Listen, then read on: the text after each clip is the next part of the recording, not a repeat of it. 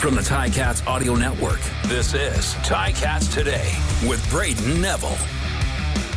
On today's episode, Chris Van Zeyl calls it a career and speaks about his time in the CFL, the people who helped him out along the way, and much, much more. And Brandon Revenberg joins the show to discuss playing alongside one of the greatest O-linemen to ever step foot in the Canadian Football League. It's Monday, April 8th, 2024, and this is Ticats Today. Offensive lineman and, in my opinion, future Hall of Famer Chris Van Zeyl called it a career over the weekend, and what a career it was. After 15 seasons in the Canadian Football League, the Font Hill native suited up in 36 regular season games and 7 playoff games over his 4 seasons here in Hamilton.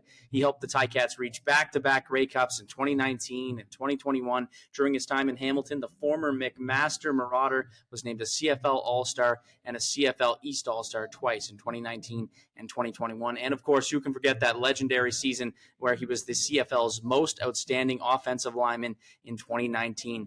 Van Zeyl played his university football right here in Hamilton at McMaster University, and he anchored the defensive line for 4 seasons. So he was defensive line before he was offensive lineman, and he was named the CIS All-Canadian First Team, OUA, and the Marauder Defensive Lineman of the Year in 2007. He was selected by the Montreal Alouettes in the 3rd round, 18th overall in the 2007 CFL draft, and transitioned to the offensive line shortly after signing with the Argos in 2008. He went on to capture 2 Grey Cups with the Argos, their 100th and the 105th. Van Zeyl made an incredible impact on the Hamilton community and was named the recipient of the Jay Goddard Veterans Trophy in 2021, which is presented to the player who best demonstrates the attributes of Canada's veterans. He has contributed to so many community initiatives in Hamilton, including United Way Halton and Hamilton, Sleepless in Our Cities, Tellus's End Bullying All-Stars, Interval House of Hamilton, Be More Than a Bystander, the Stelco High School Mentorship Program, Hamilton Health Science, and the Children's Aid Society.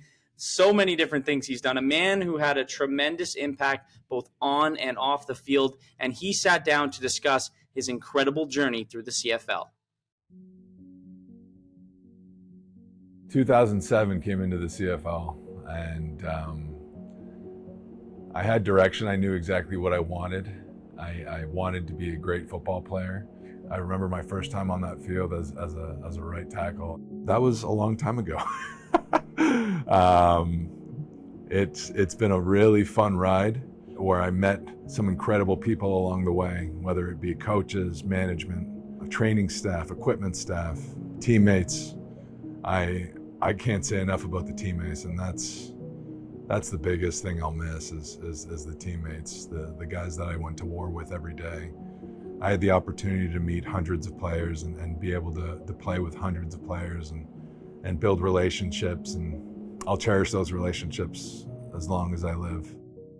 But yeah, this is the end of my story. It's been an incredible journey.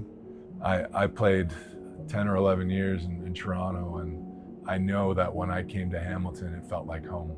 You guys, the way you embraced me when I came in here, the coaching staff, the players around, you let me be me. You let me come in every day and work and put my hard hat on, and I mean, you gave me another chance. I cherished my 4 years here. It's always going to be near and dear to my heart. Hamilton's the city I grew up. I mean, as a football player and as a father. I started a family in 19, so having the opportunity to see my son and my daughter watch me play was special.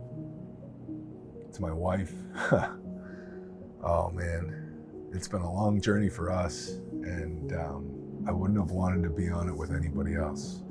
Thank you for picking me up and pushing me along and inspiring me and taking care of me in those tough moments and the great ones too.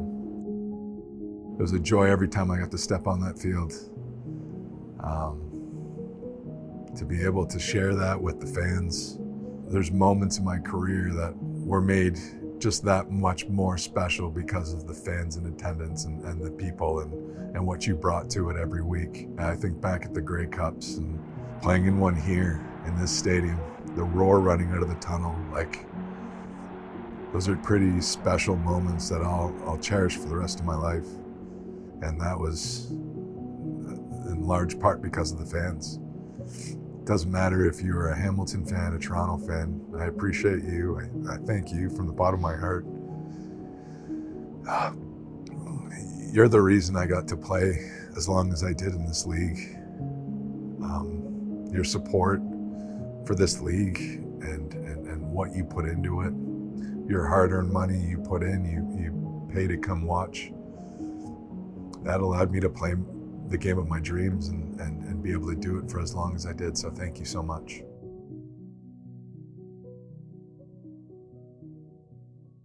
That was Chris Van Zeyl, and if that doesn't make you choke up a little bit, I don't know what will. And I have to say, one of the greatest human beings you'll ever meet. It was always a pleasure being around him, and I know whatever he does after football, he will be incredible at that also. Brandon Revenberg was a guy who had the privilege to play with Van Zeyl during his time in Hamilton, and he joins me now. Rev, thanks for joining me on this Eclipse Monday, man. Are you excited to see the eclipse here today? Oh, glad to be a part of it. And yeah, I mean, I'll stick my head out the window for a couple minutes and take a peek, see what's going on out there. You got to make sure you have those special glasses on, though, Rev. We need those eyes for next season. Yeah, these little rascals, right? I don't know if those will work. Maybe they will. We just got to be a little careful this time of year, especially with training camp coming up. But the biggest thing I wanted to talk to you about today, Rev, the announcement of Chris Van Zeyl announcing his retirement, a guy you've spent a lot of time with over the last few years. Mm-hmm. But what can you say about Chris and announcing that he's no longer going to be playing football?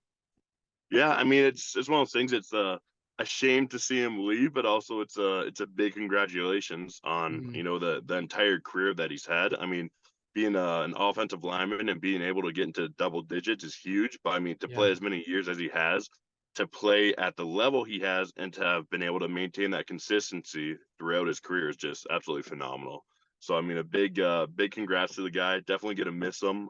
He's just one of those guys that's fun loving when he's around the locker room, and then just an animal on the field, right? He knows how to turn it on and off, and I definitely wish him all the best in his next career he's looking into. How much did he mean to a locker room to have a guy like that with that veteran presence, as well as the positive and amazing personality that he has altogether? Yeah, I mean, some of the younger bucks used to joke around calling Grandpa, right? Just because he's one of the older guys on the team. But anytime, like I said, you get a guy with that kind of veteran status that has been playing at a high level consistently for a long time is just a phenomenal guy to have in the locker room to learn from. But then again, like I said, I mean, just the energy he brought, the buzz, it was a lot of fun always having him around. So it's definitely something that's going to be heavily missed. What was it like when you first met Chris and he first came to that Ticats locker room? What was it, an immediate bond between the two of you? Yeah, well, I mean, he was one of those guys where he was a Canadian offensive lineman playing tackle, which isn't, you don't see it far too often. So I feel like everyone always kind of knew the name. Mm-hmm. He definitely had a lot of years under his belt, so you had to respect him as a veteran. And then he came in and he clicked with the guys right away. It was a great fit for everyone. Do you have any Chris Van Zeyl stories, maybe some of those funny shenanigans that you're allowed to say on a podcast that you'd like to share? I'd like to hear one or two. I'm trying to think of some PG ones I could mention. Honestly, I can't off the top of the dome. I can't think of PG ones. That you're allowed to say on the podcast. Those will be for the. I mean, he was always ready for a good prank, though. He was always a jokester, but it was one of those things. You knew if you did something, he would retaliate 10 times worse. Yeah, 100%. Like whatever you did, amplify it that much more because you're going to get it so much worse coming back to you. It's almost a guy you don't want to dish it out to because you're worried about what's coming back your way, right? That's it, exactly. Now, I want to talk a little bit about his on-field presence. And I mean, the guy was so dominant for such a long time, but what was he able to do? How much was he able to impact a football game when you were playing with him?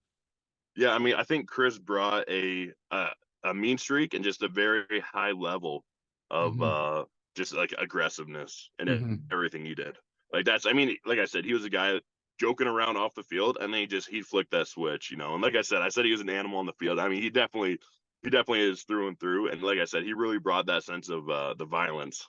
Yeah, 100%. Was he a guy that you feel like you learned a lot from in your playing days and playing with him? Definitely. And I mean, I had a couple of years with Chris at the tail end of his career, and just that alone, I learned so much, right? As far as technique and kind of where you're just trying to, and more so I'd say than anything is just running. Like Chris's best thing is that is a large man. Yeah. When that ball left the quarterback's hands, he is running downhill, looking to clean up something, looking to jump on a ball, whatever it may be. Yeah. I would say that's probably one of the better things that I picked up from Chris. So is just always be around the ball. Only good things can come from it. And what kind of friendship have the two of you developed over these years? And how much has that blossomed for you two?